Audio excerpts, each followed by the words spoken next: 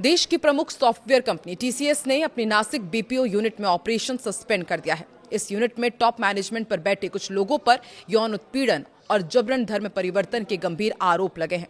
Company ने इस unit में नई भर्तियां भी रोक दी है। वहीं नासिक की आईटी कंपनी में यौन उत्पीड़न और धर्मांतरण मामले में नया मोड़ सामने आया है। इसमें मानव तस्करी का मामला भी जुड़ गया है। इस मामले में अब तक 7 लोगों की गिरफ्तारी हो चुकी है। 9 के खिलाफ केस दर्ज है। कंपनी के एचआर हेड रही निदा खान और तौसीफ अत्तर मामले के मास्टरमाइंड बताए जा रहे हैं। नमस्कार, मैं हूं आकांक्षा और आप देख रहे हैं न्यूज 18 का डिजिटल प्लेटफॉर्म। नासिक की एक प्रमुख आईटी कंपनी में महिलाओं के साथ यौन उत्पीड़न का चौंकाने वाला मामला सामने आया। अब मानव तस्करी और जबरन धर्मांतरण तक ही जा पहुंचा है। पुलिस ने कंपनी के एचआर अधिकारी समेत कुल 6 लोगों को गिरफ्तार किया है। कुल 9 मामले दर्ज किए गए हैं। आरोपियों पर नौकरी, प्रेम और मदद का लालच देकर युवतियों के यौन शोषण के आरोप लगे हैं। पुलिस सूत्रों के अनुसार आरोपी साल 2022 से दोस्ती के नाम पर युवतियों के साथ जाल बुन रहे थे। उन्हें मानसिक और भावनात्मक दबाव बनाकर उनका शोषण करा जा रहा था। अब जांच में नया मोड़ आया है। पुलिस को पता चला है कि आरोपी पीड़ित युवतियों को मलेशिया बेचने की योजना बना रहे थे। वीडियो कॉल पर मलेशिया भेजने की चर्चा भी हुई थी। एक पीड़िता को सीधे मलेशिया भेजने की तैयारी चल रही थी, जिसमें पासपोर्ट बनाने की प्रक्रिया भी शुरू हो चुकी थी। मामले की जांच कर रही एसआईटी को महत्वपूर्ण सुराग मिले हैं। जांच में विदेशी फंडिंग, वित्तीय लेन देन और बड़े रैकेट की आशंका जताई जा रही है और कुछ अधिकारियों को तो संदेह है कि इस पूरे मामले का राष्ट्रीय सुरक्षा से भी संबंध हो सकता है। पुलिस का मानना है कि अन्य कई महिलाओं को भी इसी तरह निशाना बनाया गया। अब आपको बताते हैं निदा खान कौन है, जिसको लेकर के लगातार पुलिस जगह जगह इनकी तलाश में है। निदा खान इस पूरे मामले की केंद्र बिंदु बन गई है। वो नासिक स्थित कंपनी के एचआर मैनेजर है और कंपनी की इंटरनल कमेटी यानी कि पॉश एक्ट के तहत यौन उत्पीड़न रोकथाम समिति का हिस्सा थी। आरोप है कि कई शिकायतें उनके पास पहुंची, लेकिन उन्होंने उसे नजरअंदाज कर दिया या ऊपर नहीं भेजा। जांचकर्ताओं के मुताबिक पॉश प्रोटोकॉल का पालन नहीं किया गया। निदा खान सावित्रीबाई फुले पुणे यूनिवर्सिटी की पूर्व छात्रा है। उनके लिंक्डइन प्रोफाइल के अनुसार वो एचआर मैनेजर के पद पर काम कर रही थी। पुलिस के अनुसार निदा खान और तौसीफ अत्तर को इस मामले का मास्टरमाइंड माना जा रहा है। कुछ रिपोर्ट्स में यह भी कहा गया है कि निदा खान फिलहाल फरार है और पुलिस उसकी तलाश में तकनीकी और खुफिया जानकारी का इस्तेमाल कर रही है। पुलिस ने अंडरकवर ऑपरेशन चलाया था। 7 महिला पुलिसकर्मी हाउसकीपिंग स्टाफ बनकर कंपनी में काम करती रही और आरोपियों की गतिविधियों पर नजर रखी। इसी ऑपरेशन के आधार पर कई शिकायतें सामने आई और 9 एफआईआर अब तक दर्ज हुई है। पीड़ित युवतियों का कहना है कि उन्हें नमाज पढ़ने, गौमांस खाने और धर्म बदलने के लिए दबाव डाला गया। कंपनी के अंदर ही कुछ कर्मचारियों ने इस जाल को फैलाया। टीसीएस कंपनी ने आरोपी कर्मचारियों को सस्पेंड कर दिया है। एसआईटी आरोपियों के बैंक लेन देन, विदेशी संपर्क और संभावित रैकेट की गहराई से जांच कर रही है। पुलिस ने पीड़ितों के बयान दर्ज किए हैं। मामले में बीएनएस की विभिन्न धाराओं और SC/ST एक्ट की धाराओं के तहत कार्रवाई की जा रही है।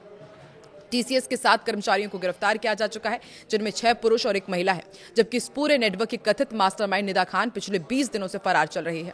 महाराष्ट्र के नासिक स्थित प्रतिष्ठित IT company Tata consultancy services के भीतर महिलाओं के यौन उत्पीड़न और जबरन धर्मांतरण के मामले में एक नहीं कई सनसनीखेज खुलासे हो रहे हैं।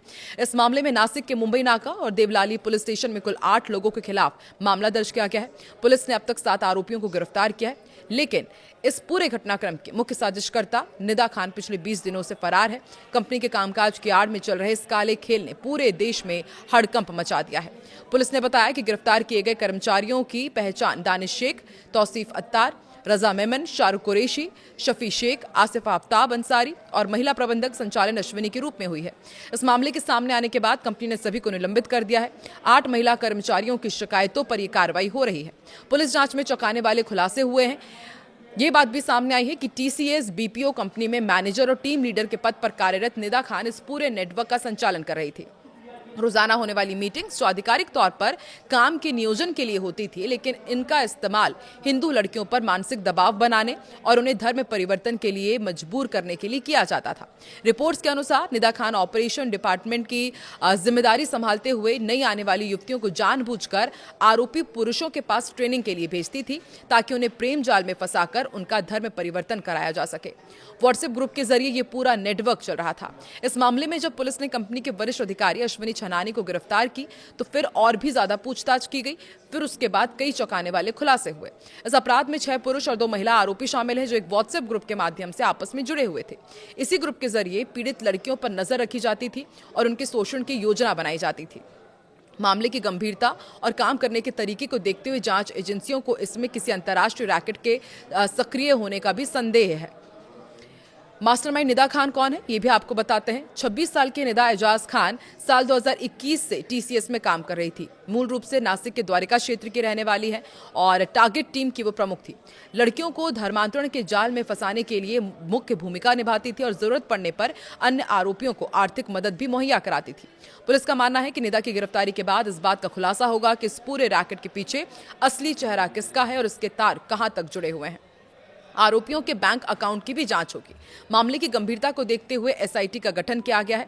एसआईटी गिरफ्तार आरोपियों के बैंक अकाउंट को खंगाल रही है ताकि ये पता लगाया जा सके कि क्या उन्हें इस अवैध गतिविधियों के लिए अंजाम देने के लिए बाहर से पैसे मिल रहे थे। निदा खान की तलाश में भी पुलिस की टीमें जुटी हुई है। निदा खान पिछले 20 दिनों से पुलिस को चकमा दे रही है।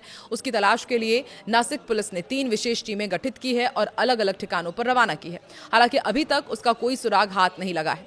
पुलिस तकनीकी साक्ष्यों और उसके करीबियों से पूछताछ के जरिए उस तक पहुंचने की कोशिश कर रही है और पुलिस का दावा है कि जल्द ही उसे गिरफ्तार कर लिया जाएगा ताकि उत्पीड़न और धर्मांतरण गिरोह के बड़े राज सामने आ पाए।